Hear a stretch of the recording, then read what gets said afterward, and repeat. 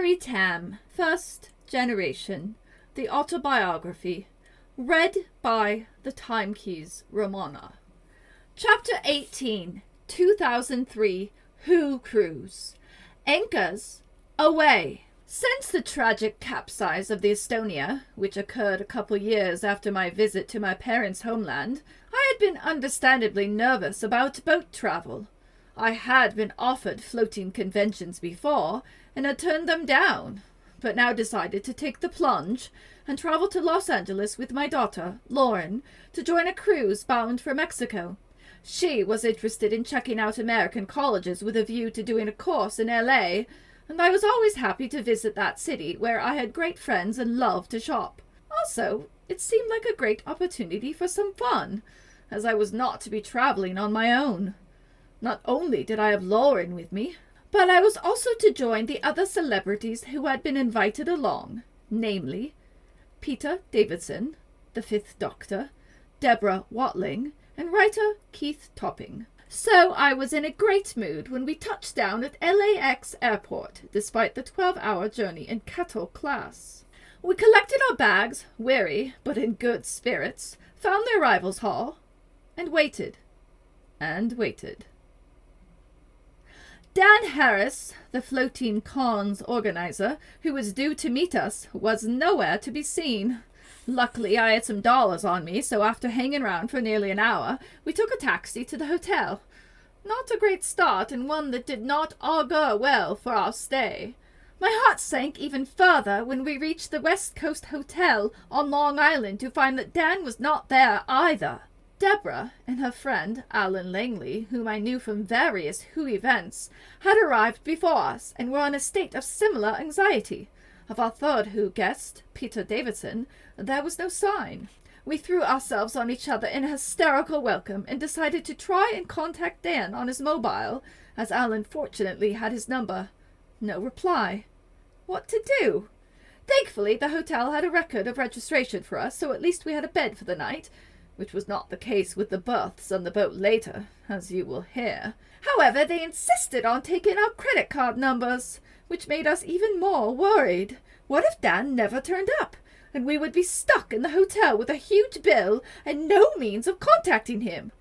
We managed to cheer ourselves up with a meal together, as it was nearly evening, and decided to sleep on it. I was tired, jet-lagged, and now anxious and a little irate, so did not sleep at all well. Actually, none of us did. What a bizarre start to the convention this was. Dan's phone was still on voicemail the next morning. Alan had resourcefully found out from contacts in England that Peter was staying at another hotel. We decided to go there. Maybe we might be able to track down the elusive Mr. Harris, too. After a hasty breakfast, we had a quick look at the luxury cruise liner Queen Mary, now out of service and moored nearby as a popular tourist lure. We had no time to do the tour, but marveled at the grandiose, stately exterior of that historic vessel. Just as we were about to jump into a taxi, lo and behold, Dan turned up, full of apologies. Apparently, his phone was out of order. And his car too, I wondered, given the lack of meet-and-greet service at the airport. His reception from us all was somewhat frosty, to say the least. He herded us into a minibus, and we drove to Peter's hotel and asked for him at reception, but were told he had not yet checked in. This was becoming really frustrating, so Alan said he would call him to check if he was on his way, Dan's phone not having an international roaming facility. I decided to pop outside for a cigarette, and ran straight into Peter, who had just come from the airport. As we greeted each other, Alan rang Peter again, and a three-way conversation took place, with my voice echoing in the background, as we both explained the situation so far. We all adjourned to the bar, which was closed, with no food or drink to be had. Dan suggested we try the vending machine. This was unbelievable. He seemed to have no change for the machine, so we all clubbed together to try and have a bottle of water between us, but the machine was not working either. Then we noticed a water dispenser nearby. Our only hope of refreshment.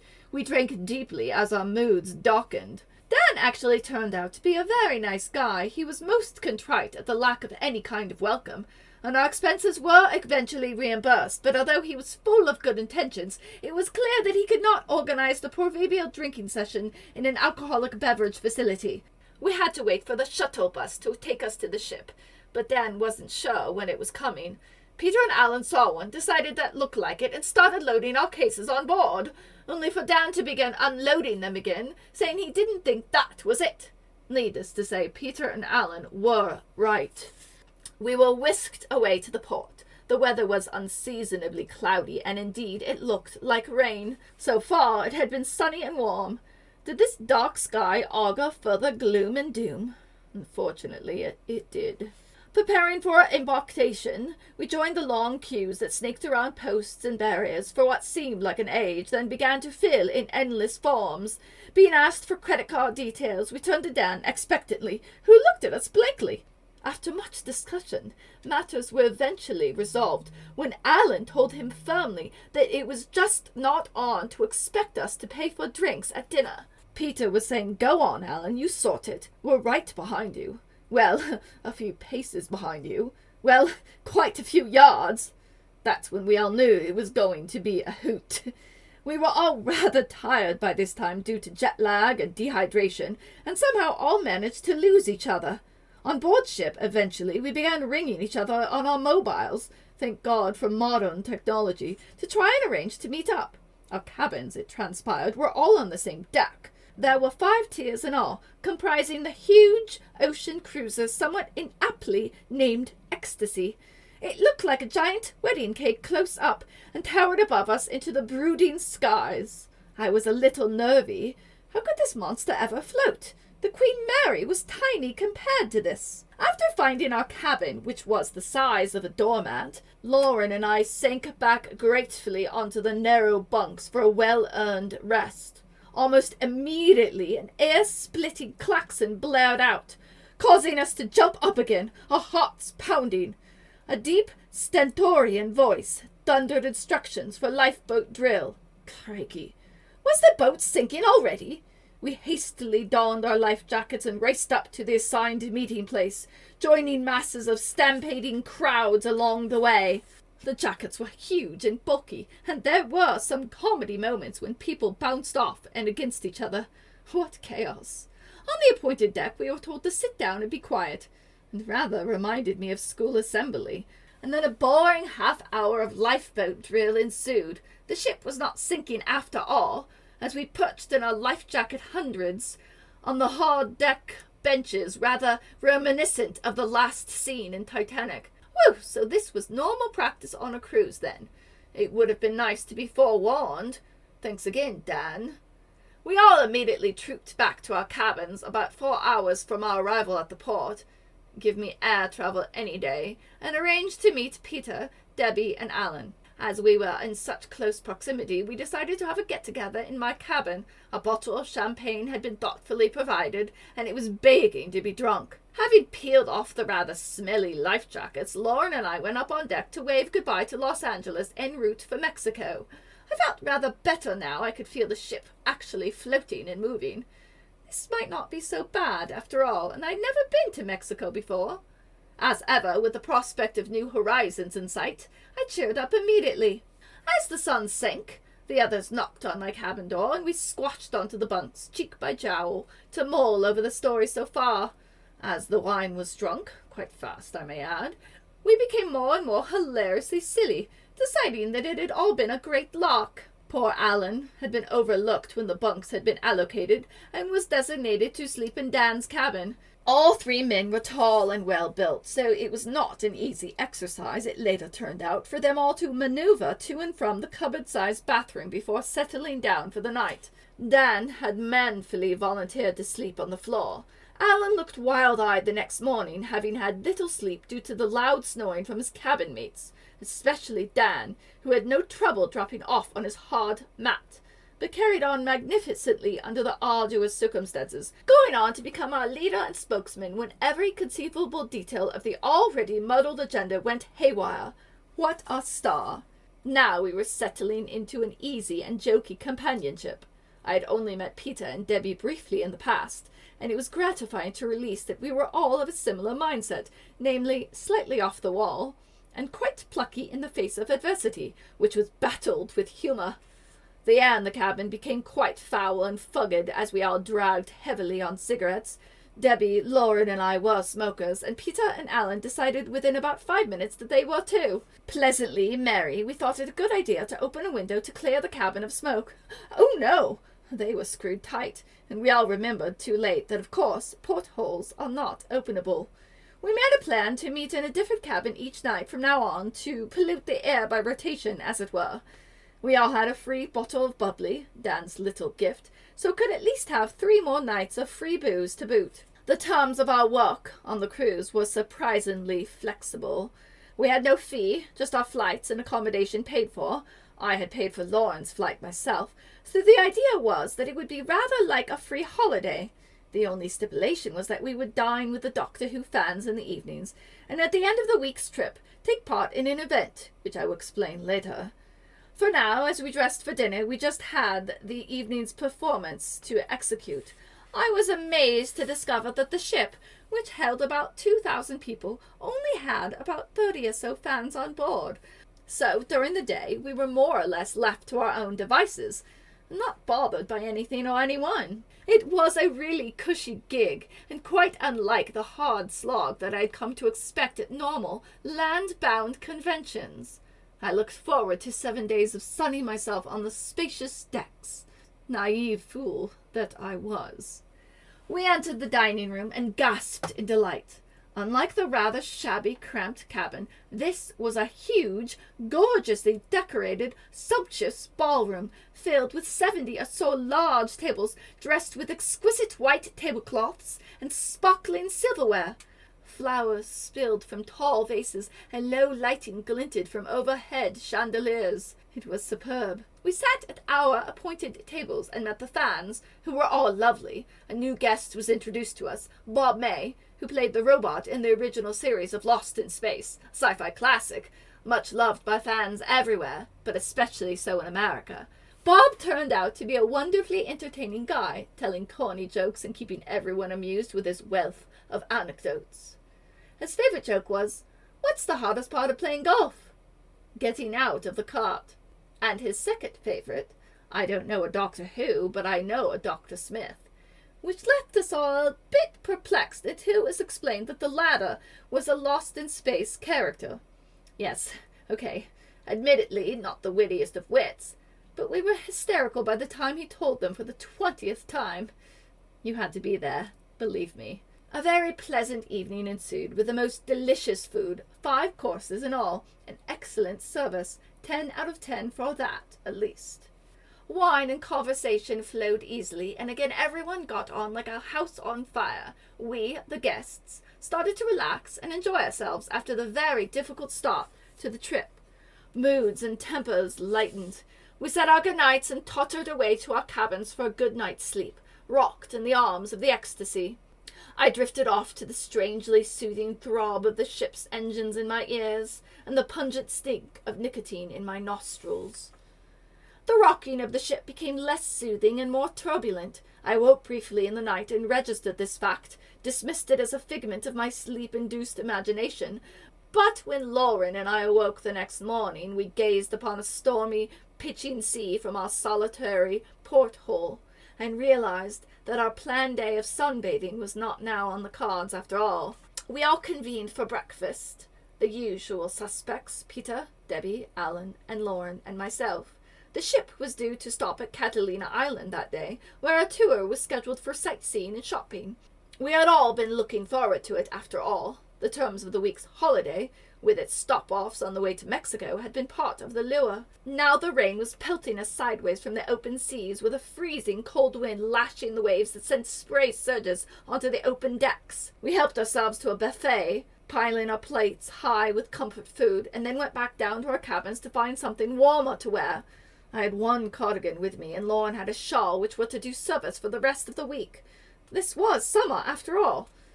Little did we realize that morning that we were heading into California's only unseasonable storm that year. Part of the tedious boarding process had included being issued with a key or registration card the size and shape of a credit card, which was like a passport. No one was allowed to disembark or re-embark without one. We were advised to keep these keys with us at all times, an instruction not easy to comply with if one happened to have no bag or pocket, or, as was the case with some of us, merely a bad memory. Despite the weather, it was announced that the planned stop-off at Catatonia Island would take place, and we were given times to correspond with our cabin numbers, in order to board the small boats that would ferry us ashore from the Ecstasy.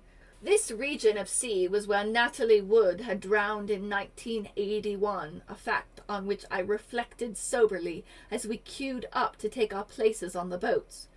She had always been a favorite actress of mine, and had died tragically and unexpectedly young. Debbie and Bob were just ahead of me, Lauren, Alan, and Peter in the queue, and just as they were shepherded onto a boat ahead of us, I realized that I had left my passport key in my cabin. Peter and Alan rolled their eyes skywards in disbelief, but kindly said they would wait for me while I fetched it. I raced along the rolling corridors, ricocheting widely from wall to wall as the boat's pitch grew more extreme. This caused me so much amusement, I ended up laughing hysterically and wasting more time as I tried to pull myself together. Back at the queue, the others told me that Debbie and Bob had gone off, and that we were to go in the next vessel. Just then, a huge, ear-splitting shriek filled the air. It sounded like an amplified Who monster in the throes of labor. What on earth was it? Nearby, crew members sprang into action and raced off in all directions, leaving the already nervous passengers clutching each other in terror. The stentorian voice boomed out over the PA system. There was no need for alarm, ladies and gentlemen. The anchor had come adrift, but there was no need to panic. It was all under control. Oh, good. The boat was now floating untethered in the shallows. Ha! No need to panic. Hello! Everything under control? Yeah, right. There seemed no appropriate response to this news but to collapse in a fit of giggling, which did not stop until we heard another loud grinding noise, followed by another announcement. Thankfully, the anchor situation was now rectified, but there were to be no more boats leaving for Catalina, due to the rather dangerous storm conditions. Bing bong! This is your cruise director. You may have noticed we are experiencing a little bit of bad weather, so unfortunately the trips to Catatonia Island are cancelled, because here at Carnival we are only concerned with your safety. Cue more maniacal laughter from us all. Unfortunately, this announcement had come rather too late for Debbie and Bob, who had already left. We rushed to the side of the ship and could just make out the tiny speck of their vessel as it tossed up and down on the Pacific Ocean. Not so specific at this moment in time. The boat was trying to turn back, but was in difficulties. We all breathed a sigh of relief when we saw it returning, and half an hour later, Debbie joined us on deck, soaked to the skin, her hair plastered to her head and a small frame shivering. She looked like a drowned kitten, and we did not know whether to cry or laugh. We chose the latter, and she sportingly joined in. Our trip so far had lurched from disaster to disaster, but we found it all enormously entertaining, having each other to share it with. Peter had his camcorder with him at all times, and now recorded Debbie's discomfiture for posterity. She grinned obligingly and went off to a cabin for a shower and a change of clothes. Oh, what a trooper. We had a lucky escape, thanks to my memory lapse, a fact which I constantly reminded the boys for the rest of the week, and still now, several years later, actually. We all adjourned back to the dining deck for a second breakfast. Peter piled his plate up, as he invariably did, and also had 3 puddings. He then casually announced that he had a bed scene to do in the new teleseries he was filming when he got back to England. He was somewhat mystified when we all broke into gales of laughter. That night we heard from Debbie the terrifying details of a round trip on the high seas, when she had also thought of Natalie Wood, and literally feared for her life as the vessel carrying her was subject to the ocean's cruelty. It had all looked so innocuous from a distance, but she too had a lucky escape. We cracked open a new bottle of champagne and chain smoked away in her tiny cabin, marvelling at the fact that we were all alive and well. Then we repaired to the dining room, where we feasted on another slap-up meal and regaled the fans with the day's events. That night, Mother Nature gave us a break, and the weather calmed down. The boat steamed steadily on its course, and even though the weather next morning was cold, wet, and windy, the previous day's storms had abated. Sunbathing was definitely out, so we hooked up with a couple of fans we had become friendly with, Matt and Peter, and went off in search of the internet room, where we played happily with the computers for a while. I was not as computer literate then as I am now, i.e. a complete nerd, and was most impressed with Alan and Peter's knowledge about gigabytes, hard drives, and the like, vowing that I would learn more about the technology, which I did in due course. After this, we checked out the ship's entertainment schedule, wandering in and out of the various shows and movies that were constantly on offer. We took in a particularly funny half hour of Elvis impersonators, and then had a game of Scrabble. In between all this activity, we had tea, walked on deck, and sat in the outside jacuzzi, not as unpleasant as it sounds in the pouring rain, as it was deserted and very refreshing. The day flew by with lots of sparkling wit and conversation, keeping us laughing for hours, and then it was time for a nightly ritual of champagne and ciggies, in Peter's cabin this time, followed by dinner and bed. The following day was still grim, weather-wise, and passed in much the same way. Although hanging out together was fun, we all agreed we were suffering somewhat from cabin fever, and though we were only dimly aware of our duties regarding the fan event, it was always difficult to A. find Dan, and B. pin him down. We were told that we were to help out the fans, who were writing a Who-based story for the final evening of the cruise, when a winner would be announced, but only if we felt like it. We had a few wild goose chases, hearing that a writer's workshop was taking place in a particular room on the ship, only to arrive at the appointed place and find no one there. Alan, as usual, was superb at finding out what, if anything, was going on, but even he gave up trying in the end. The ship was enormous, and it became too frustrating rushing from one end to the other, wasting hours, literally, trying to track down the elusive riders. Despite this, I became very fond of Dan, as he was such a sweet guy, just not totally switched on. I suppose that is why, in the end, we all look back on the floating convention now and consider that a good time was had by all. Mexico was in sight. This time we were definitely getting off and could not wait. How did sailors cope with long sea voyages, we wondered. We were itching to place our feet back on dry land. However, we were warned that some of us would find it difficult to balance for the first half hour or so, having become so inured to the ship's motion. I did not believe it as I hopped off the gangplank and onto the shore with no difficulty whatsoever, until I saw a few poor people literally fall over. Bizarre. The small town of Ensenada, where we had docked, was picturesque and colourful, with prosperous-looking locals who were no doubt beneficiaries of the Yankee tourist dollar. We put on our plastic macks, it was still raining, and boarded a bus which took us to a local beauty spot. It was all rather reminiscent of Cornwall scenery-wise. Peter recorded it on his cam as usual, as we watched a huge spray of water spouting out of a blowhole in the sea.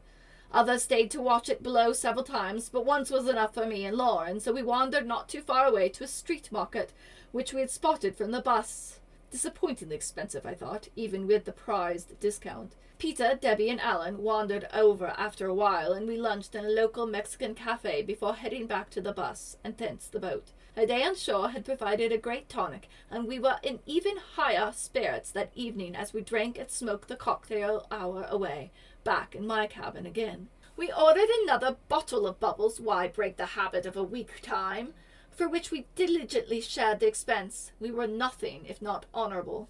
I had now seen Mexico, but only briefly, which was perhaps why I was somewhat underwhelmed by the whole experience. Been there, done that, got the t-shirt seemed the maxim of the moment. We were heading back to LA with no stops and had the final evening to look forward to.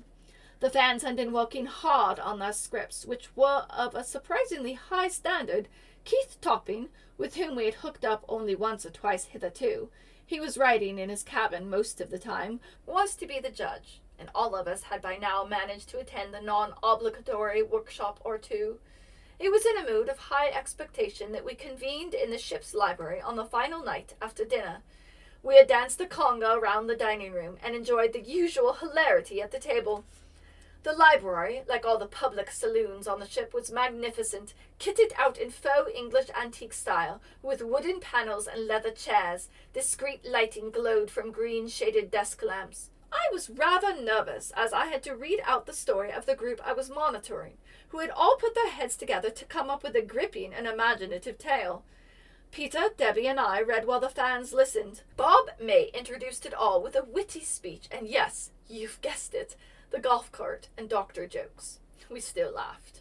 He was such a dear, God rest his soul, and a true pro right to the end. He passed away in 2009. The evening finished with a brief signing session, and our work for the week was over. It would have been glorious had the weather been better, but as it was, we felt only relief as we finally docked at the port in Los Angeles, ironically in bright morning sunshine.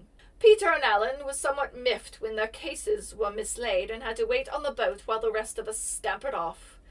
We boarded a tour bus once all bags were retrieved, and set off on a jolly jaunt, which Dan had planned for us. This was the only part of the week that went smoothly. We cruised through the city, down Sunset Strip, and along the luxurious avenues of Beverly Hills, rubbernecking at the mansions of the rich and famous, Peter, as usual, recording every minute. The driver gave us a running commentary the while, telling us that if we were lucky, we might see some filming going on, although Peter, Debbie, and I were not too enthralled at the idea of a busman's holiday, and pointing out the police station where Hugh Grant was taken when he was arrested. Peter gave us his own, more interesting commentary. He had lived in Hollywood for a while when married to Sandra Dickinson, who had been filming the pilot for a TV series, and now pointed out the various places they had visited and lived in, relating anecdotes of their meetings with screen legends. As the morning wore on, we took Peter's lead and all took our cameras out, firing off pictures of each other and becoming sillier and sillier as the rather end-of-term mood intensified. We reached the world-renowned Chinese theater and jumped out to gaze on the names of all the greatest stars of Hollywood's history stamped into the sidewalk. I had already seen these on previous trips, but as usual, it is more fun to share the experience with my new mates. After a while, though, I spotted a nearby mall and dived into it with Lauren. We had to be dragged back to the bus and set off for our final stop, the Plaza Hotel.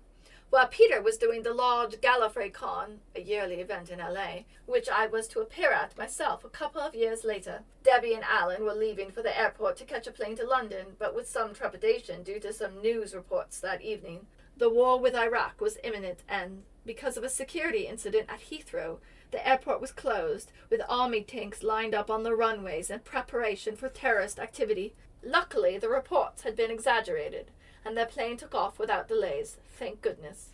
Lauren and I were staying on for a while longer with my friend Robin Sachs, an old rider buddy who now lived in L.A. He had been married to the actress Sion Phillips for many years and was now wed to an American lady, Casey, whom he met whilst working in Hollywood. We were to stay with them for the few remaining days of our stay, and I was really looking forward to catching up and chatting about old times. He pulled up at the hotel just as we were all saying our prolonged and fond farewells to one another.